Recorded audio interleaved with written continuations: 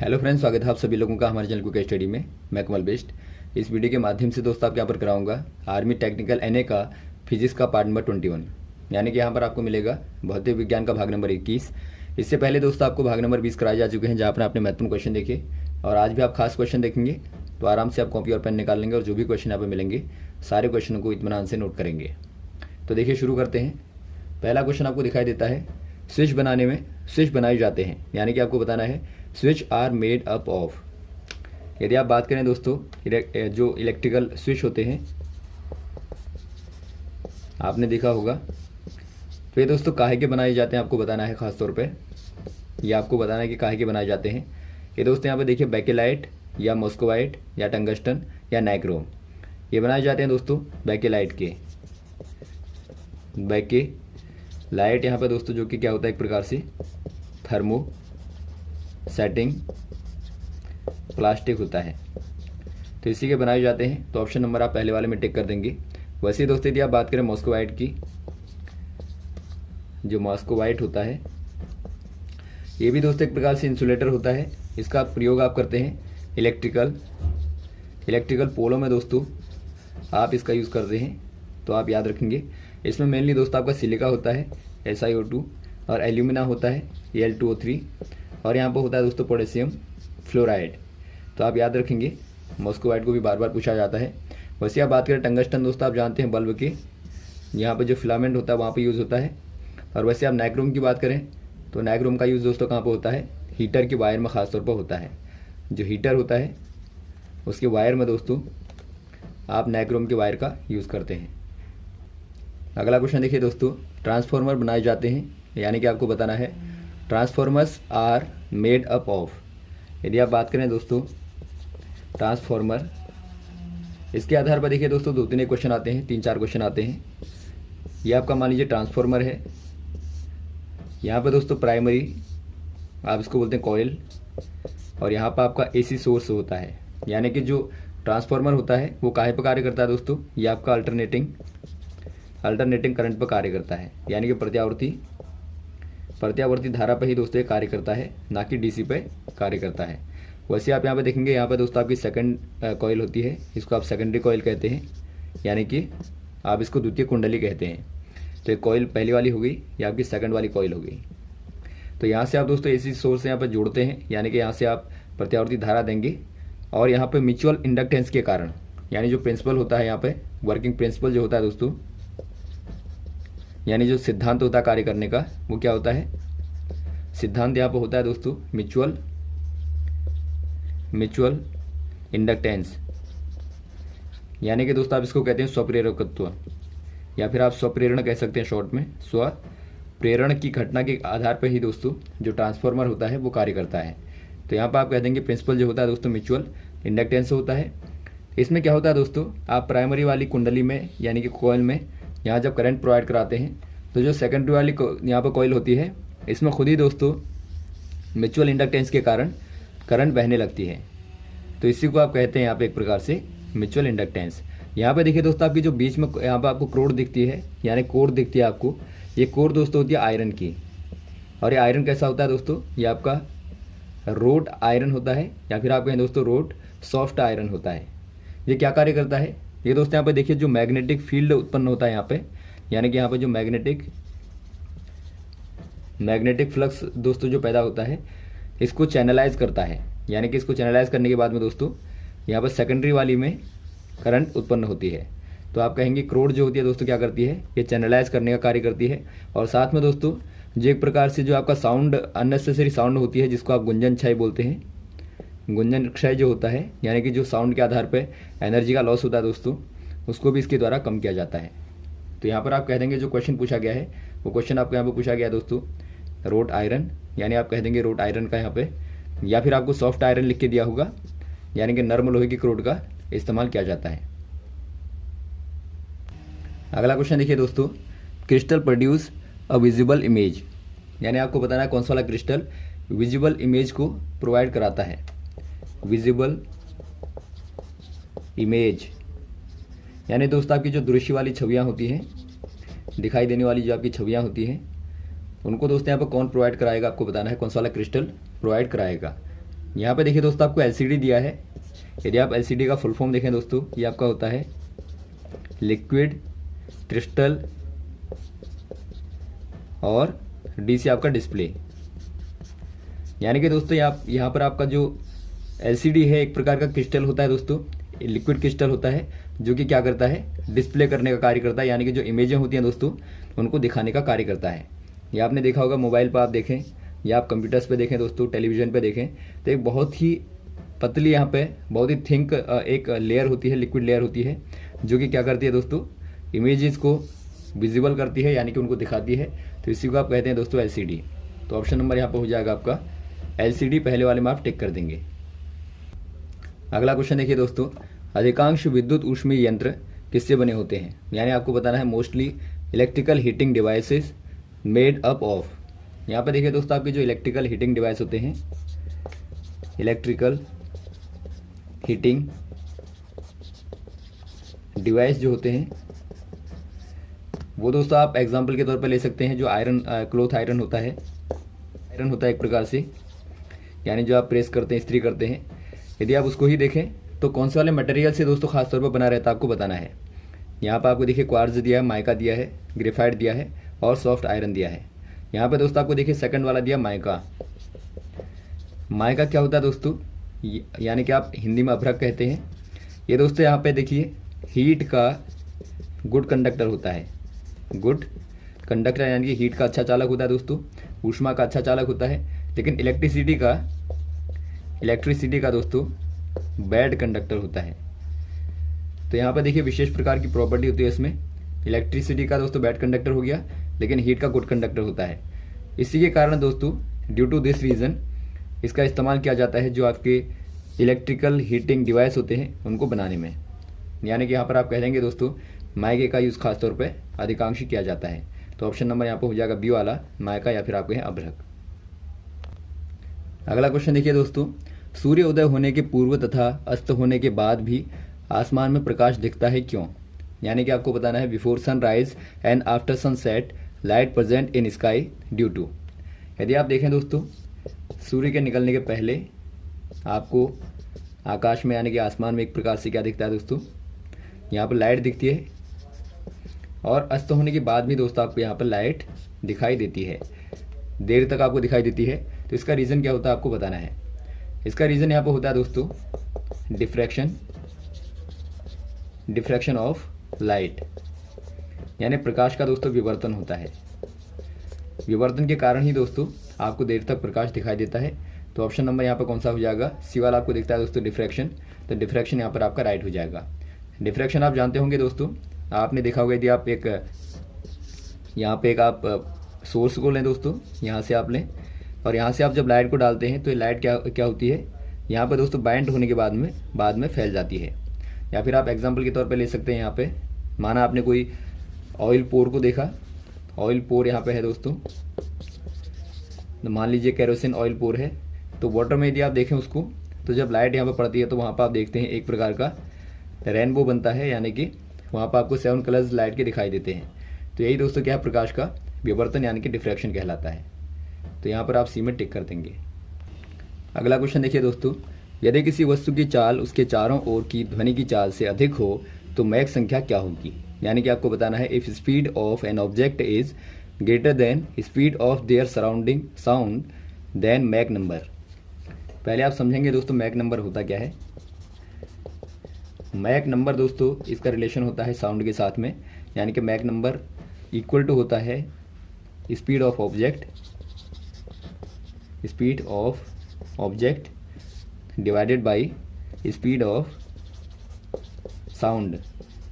यानी कि यहाँ पर देखिए दोस्तों एग्जांपल के तौर पर आप लेंगे, माना यहाँ पर आपके पास में कोई यहाँ पर ऑब्जेक्ट है जो कि गति कर रही है आगे की ओर, यानी कि स्पीड यहाँ पर आप मान लीजिए स्पीड इसकी है दोस्तों v1, और मान लीजिए यहाँ पर जो साउंड है यहाँ से निकलने वाली ऑब्जेक्ट के माध्यम से जो साउंड निकलेगी दोस्तों यहाँ पर सराउंड में, तो साउंड की स्पीड को आप मान लें, साउंड की स्पीड को आप v2 मान लें।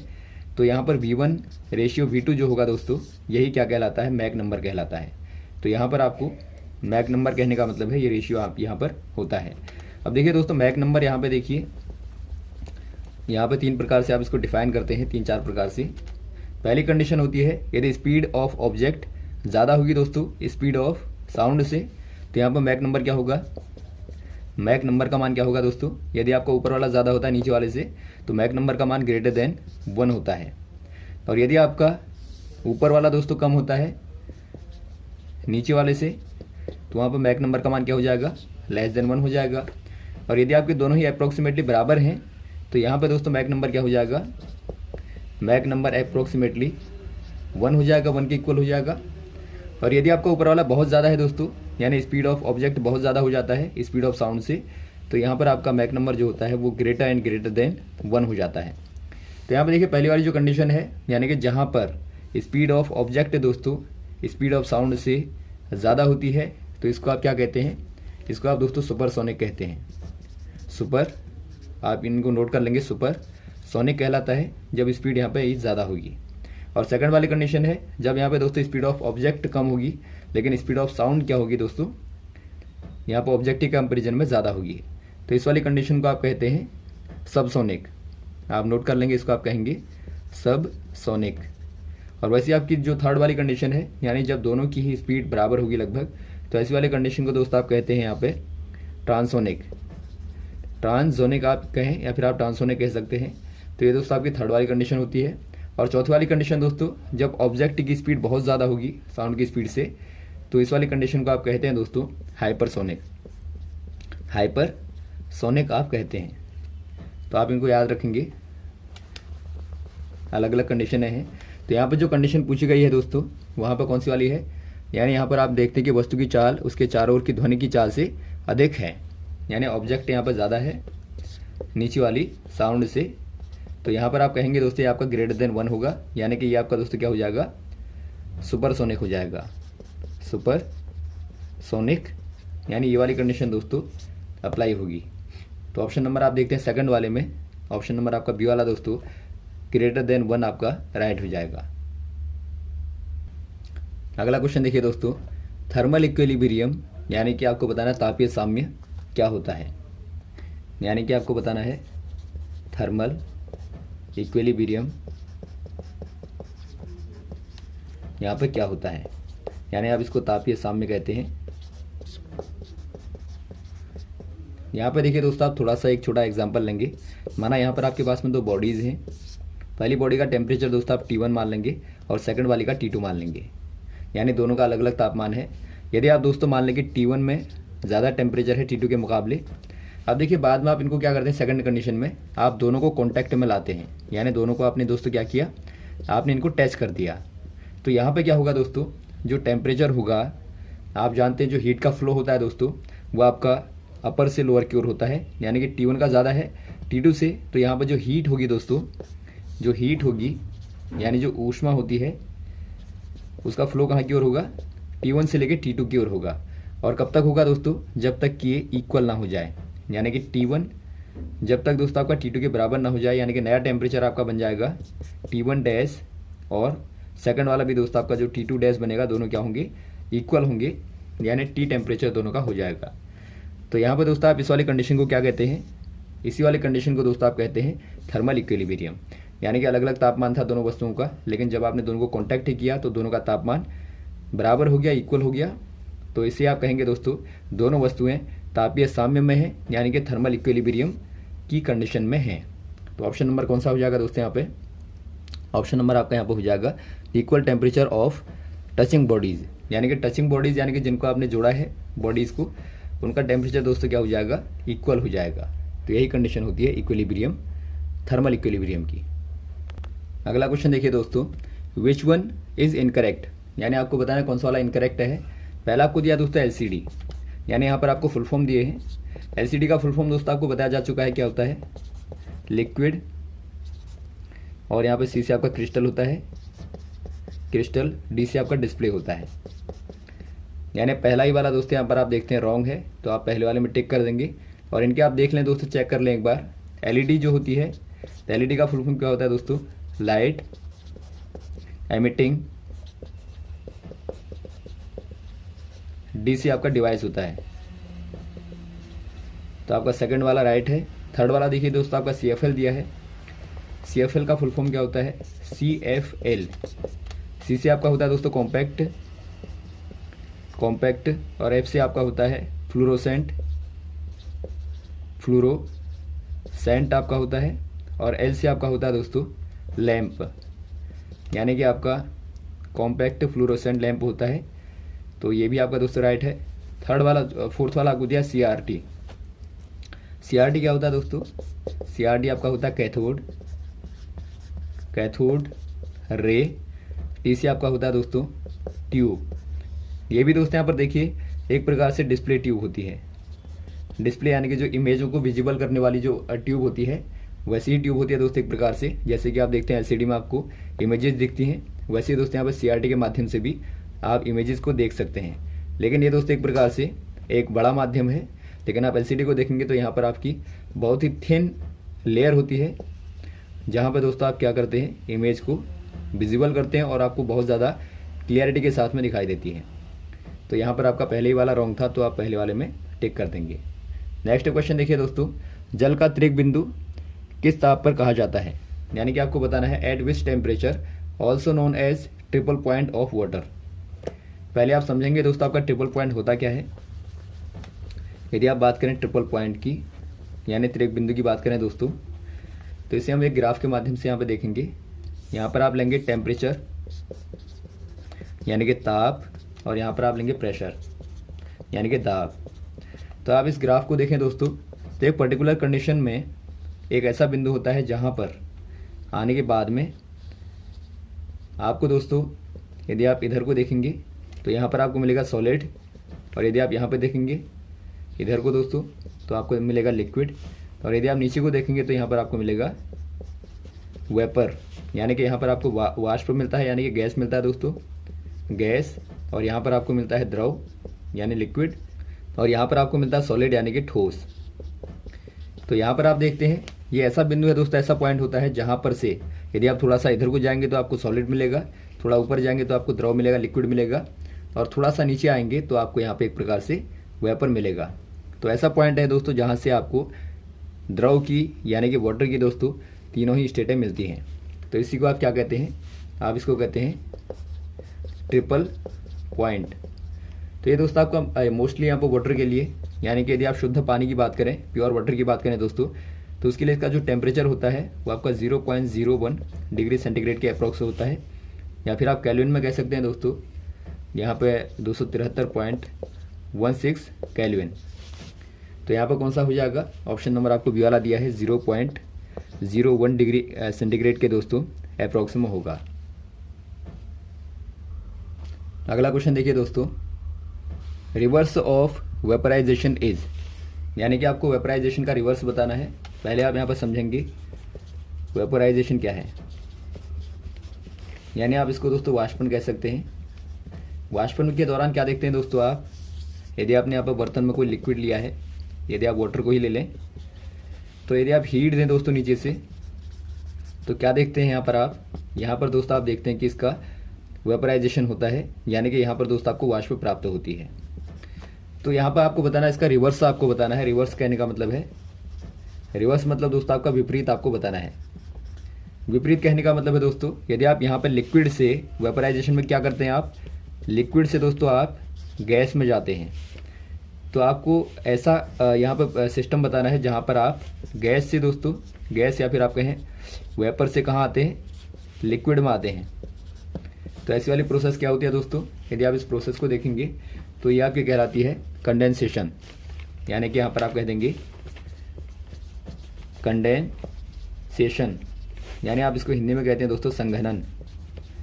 आपने देखा होगा दोस्तों, यदि आप जो ऊपर वाली वाष्प है उसके तापमान को कम कर दें, यहाँ पर कोई बर्तन लगा दें, तो यहाँ पर आप देखते हैं कि छोटी छोटी जो बूंदें होती हैं वो दोस्तों यहाँ पर चिपक जाती हैं, यानी कि वाष्प दोबारा से कहाँ चेंज हो जाती है, वाष्प दोबारा से दोस्तों लिक्विड में कन्वर्ट हो जाती है। तो इसी को आप संघनन कहते हैं, यानी कि कंडेंसेशन कहते हैं। तो ऑप्शन नंबर आप टिक कर देंगे ए वाले में। तो यहाँ तक दोस्तों आप क्वेश्चन को तैयार करेंगे। उम्मीद है आपको वीडियो अच्छा लगा होगा। यदि आपका कोई कन्फ्यूजन हो तो आप कमेंट बॉक्स में कमेंट कर सकते हैं, और यदि आपको वीडियो पसंद आया हो दोस्तों तो आप ज़रूर लाइक शेयर करें ताकि अधिक से अधिक लोगों तक पहुँचे। Okay, thanks. जय हिंद, जय भारत।